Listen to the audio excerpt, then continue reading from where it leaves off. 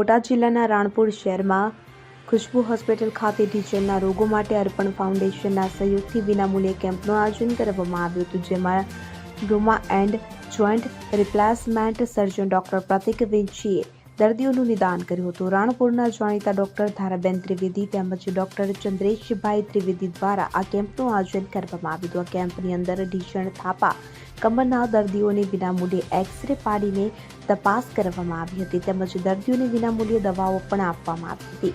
ત્યારે ફાઉન્ડેશનના પ્રમુખ ભીખાભાઈ ઝગાણિયાના સંયુક્તથી આ કેમ્પનું આયોજન કરવામાં આવ્યું હતું. આ કેમ્પની અંદર 170 જેટલા દર્દીઓએ લાભ લીધો હતો. અત્રે ઉલ્લેખનીય છે કે ખુશ્બુ હોસ્પિટલ ખાતે યોજાયેલા વિનામૂલ્યે ઢીંચણના નિદાન માટેના કેમ્પની અંદર તમામ દર્દીઓને વિનામૂલ્યે તપાસ કરી વિનામૂલ્યે એક્સ-રે પાડી જરૂરિયાતવાળા તમામ દર્દીઓને મફતમાં દવાઓ આપવામાં આવી હતી.